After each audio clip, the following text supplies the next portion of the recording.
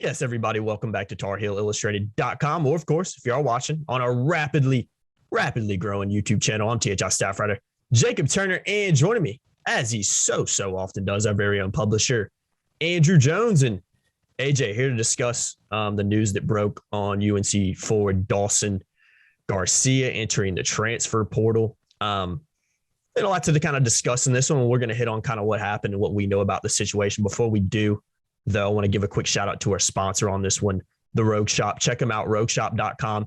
Specialize in top shelf family grown hemp products. So whatever you're into, CBD, Delta 8, Delta 9, any kind of form you like to consume it in, gummies, oils, tinctures, ointments, creams, all that kind of stuff. They've got you covered. Check them out. We've used their products. Fantastic stuff. Cannot stress how good and how high quality products these are. They really work, and got some friends who have used it. Got a sample pack sent that was fantastic, and I let a couple friends use it as well, and they loved it. So if you guys want to order some stuff, want to save some money on it as well, check them out, rogueshop.com. Make sure you use the promo code TARHEELS10 to save. All right, AJ, let's dive into this one. So just giving people, let's go back to January. I think that's where we need to start in this one, because UNC lost in Winston-Salem to Wake Forest on January 22nd.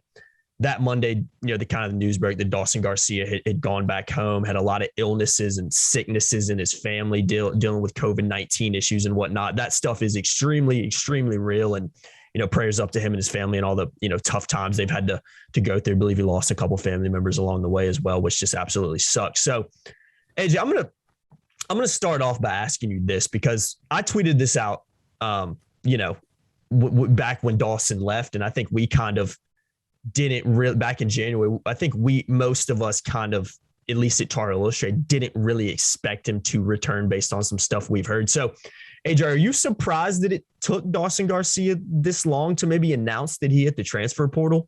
Because like I said, I think some people maybe thought there was a chance of him coming back, but I think from what we heard and some of the context clues we got for some other things, it just didn't seem like that was a realistic option that was ever going to happen. Well, first of all, we knew he was not coming back. We knew within 4 days after he left, we knew it wasn't happening. And I very subtly would plant those seeds on our boards, but I have to respect sources. I have to respect Dawson and the current team. And there was a serious family issue. Yeah, absolutely. We did a podcast at that time saying, look, this is about family. And it was, but there were some things we're just not allowed to say. If you want to have information, you've got to learn how to handle information. And if you burn sources and you give TMI, then you're not going to have sources, and then you'll know nothing. So that's part of how things work in this business. So we knew that week it wasn't happening. It wasn't coming back. And we could go back to that point here in a minute about why that week was so important on multiple levels. As far as when he was going to hit the portal, I kind of thought maybe last week, and I talked to a couple sources. I've had several sources that have been very close to the situation in a variety of ways throughout this process. And one of them I talked to last week, let's say before the season was 100% over. And they kind of thought, well, maybe the next couple of days it'll happen because the season's over and it's time to move on. So nobody, I can tell you right now, nobody with a vested interest in the program from a professional or personal standpoint would be surprised that this has happened. It was expected for quite some time. And for the reasons that we stated back when he first went home, that's the biggest reason, was the family. But there were other factors as well, which we can get into a little bit here. But no, it's not a surprise. I kind of thought maybe last week. Mm-hmm. So maybe that it carried into this week was a little bit of a surprise, but it's happened. He actually said something about the team's run in his tweet. So he acknowledged that they made a run. I don't think either side is all that up in arms right now. I think everybody's fine. They've already been prepared for this for quite some time. You got to go do what you got to do for yourself, and we'll be okay. I think Carolina was okay after he left. Yeah, no, I think so too. And I think and I hate to be super vague. Yeah, people want everything, and you got to understand the respect that we have to show all parties here. We can't give all the information. No. about things that we know. And some things we hear hasn't been 100% corroborated. I like to use multiple sources on things. And I am not going to throw anybody under the bus on this. I think a lot of people want red meat. I'm not going to give them red meat. If you want red meat, you can go in that direction because I think that there's probably some there, but I'm not going to go there personally.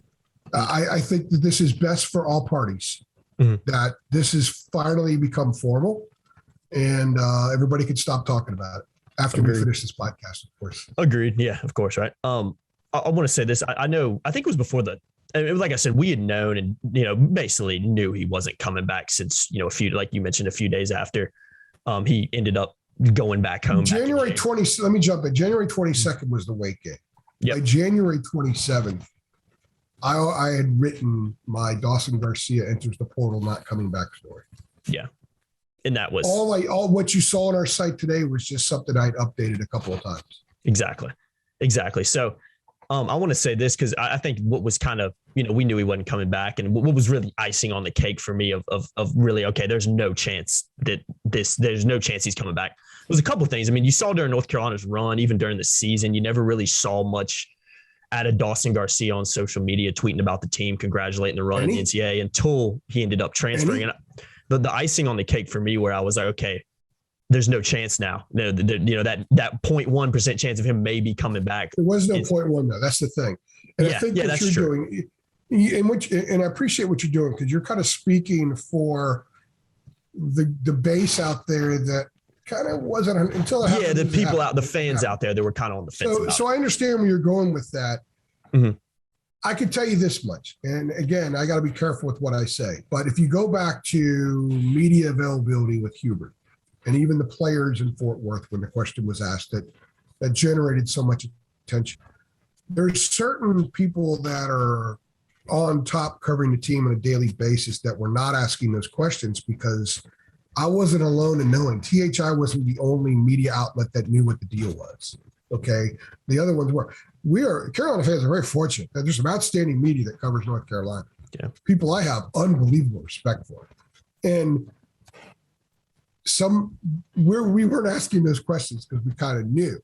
So it's good that other people were because that showed that kind of reflected the fan base, not 100% closing the door in a situation. But we kind of knew and we weren't asking those questions. And I thought the players' responses to the question of Fort Worth was interesting because I don't think they expected to be asked because it was a non-topic. It's kind of irrelevant at that point. Yeah. By the time we got into February, I would say maybe the first Duke game, it never came up in media circles.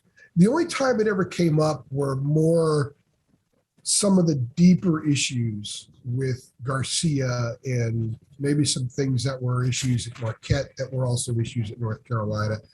Just media guys talking the way media guys talk sometimes, right? Mm-hmm. Just conversations. But with respect to him coming back to Carolina and that kind of thing, it would never came up. Now, once the run occurred, once Brady started playing really well late in February, he had that stretch of 5 out of 6 games where he scored 20 or more points.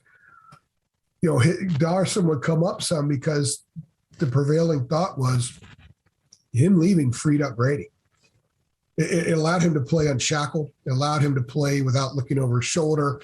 And I did ask Hubert in Fort Worth, I think it was the day before the Marquette game, it was either that or the day before the Baylor game, about it was a question sort of the benefit of not having Dawson, how it's affected Brady in a positive way, but I didn't throw Dawson's name in there because it was no point in doing so, because that would have clouded the point I was trying to make with Hubert, what I was trying to extract from him. But not having Dawson there meant Brady wasn't sharing that spot.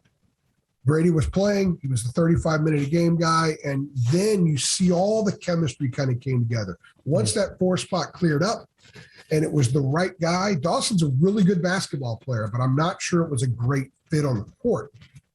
Brady was a better fit on the court. It's no coincidence they were 17-4 since Dawson left and got to the national championship game and beat defending national champion Baylor and beat Duke on the road in the Final Four and beat UCLA, et cetera.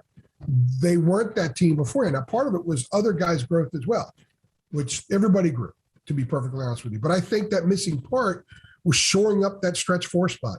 Hubert wanted a true stretch four. I think Brady's more true stretch four than Dawson. So it fit better on the court. But there were other fits as well that were also at play in that situation. And Hubert said, yes, I want Brady, faux pas. I want Brady Manek on the floor 35 minutes ago. We're a better team with Brady Manek playing all those minutes. Now, it wasn't, some people may have taken it that Hubert was dogging Dawson Garcia there. No, Hubert he's a glass half full guy. Yeah. He's not a glass half empty guy. He's not going to worry about someone that's not there. He's not going to say, well, I want him on the floor instead of him, and here's why. He's not going to go in that direction. He knew that they were better with Brady. So he's saying, yes, I need Brady Manek on the floor for 35 minutes. So ultimately, this worked out. I think it works out for everyone in the sense that Dawson will get a waiver from the NCAA. UNC will make sure that whatever is necessary that UNC has to do to help convince the NCAA to give him that waiver, it will take place. And he'll move on. He'll go somewhere where he's closer to home. The family issues are very, very real. His grandmother died since he went home. But she's not the only one. There have been multiple deaths over the last year plus. Yeah. And this was an issue when he arrived. So maybe being 1,400 miles from home with all this stuff going on wasn't the right thing. Mm-hmm. Milwaukee was a lot closer. So it's not just a Dawson didn't fit in the locker room. It's not just a Dawson didn't always fit on the court. It's not just Dawson had issues that he had to deal with to get through. It's not just the rumors out there about his dad being a problem. It's not all. The family situation was number one, but I think it made it easier to escape from some of the other things to kind of get a personal reboot, and be there to support your family. There's a lot of things at play here, and I think it'll work out the best for him. And I hope that it does. And if he ends up playing at Minnesota, which would make a lot of sense, what a great opportunity. Playing a program that needs you. Minnesota's got a second-year coach, I guess. They need a guy like Dawson Garcia. He'll have an opportunity to be the go-to guy and play in the Big Ten. So he's going to be fine. I just hope that his family is, and I hope as they deal with the effect of some of the issues that have plagued the family, hopefully he comes through that just fine and better, stronger, and all that kind of good stuff. And I think Carolina's already moved on. Carolina moved on that week. Mm-hmm. Okay? Carolina moved on. And Carolina, they're not, Hubert's not scrambling today trying to figure out roster management because Dawson hit the portal. That part of it was dealt with a long time ago. Yeah, definitely agree. I think, just sum it up as we wrap this one up. I think it's just the best move for both parties. Best move for Carolina program. I think it's the best move for Dawson Garcia, both for a number of reasons. But like you said, I think when you look back at how the team was performing with him on the team, I think this team obviously improved and got better, freed up Brady Manek a little bit when he left. But let me reiterate, like you have a few times, with the family situation, with the deaths in his family, with all the struggles they've been going through. I know there was other factors at play too. I think him moving closer to home, like I said, makes sense for both parties. And I think both parties have moved on. I think both parties probably moved on a long time ago before. Yeah, and let me be clear about something too, because there's a lot of people out there that really love to squeeze the neck of negativity and want to try to find out and put something on a story like this more than is necessary. The family stuff is 100% real. We did a podcast that week and we focused on the family stuff because that's all that mattered at that time. On January 27th, it didn't matter if he was a fit or not in the team. It didn't matter if he was the right stretch four or if Brady was the right stretch four. He had legitimate family issues that had to be dealt with. That's what mattered the most. And that's what we focused on the most. And when Hubert publicly said, our thoughts and prayers, all that stuff was 100% genuine. Yeah, of course. So people are now going to try to spray negativity and that Dawson was a bad egg and all that kind of stuff. None of that matters. Mm-mm. It doesn't matter if the guys on the team liked him or not, or if they loved him or not. It doesn't matter. He's gone. He's in the portal. He has a chance for a reboot. What a wonderful, wonderful thing that's happened in college athletics where you get these reboots.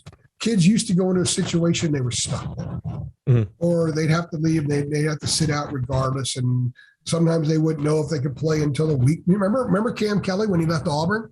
Mm-hmm. To get closer to home, and they found out the week of the South Carolina game he could actually play. Hopefully those days are over, and hopefully this is a perfect example that those days are over. Real life happens. People look at these college athletes a lot of times, as if they're sort of human cartoon characters, as if they're placed on this earth to satisfy the pleasures of a bunch of older people who invest in them. And they're human beings with human issues, man. All of them are.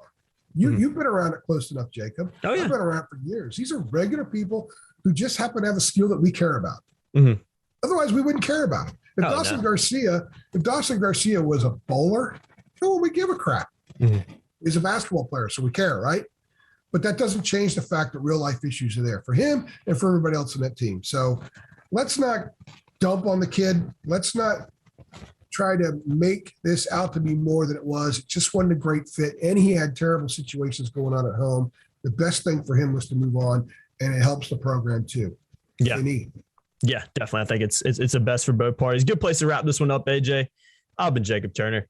He's been Andrew Jones. Make sure you guys keep it locked, as always, to TarHeelIllustrated.com. And guys, if you want to order some awesome products from Rogue Shop, check them out, rogueshop.com. Again, remember to use that promo code TarHeels10 to save on your order. For a little more, from right up on Garcia's transfer and whatnot, you can obviously check us out on our website, link below.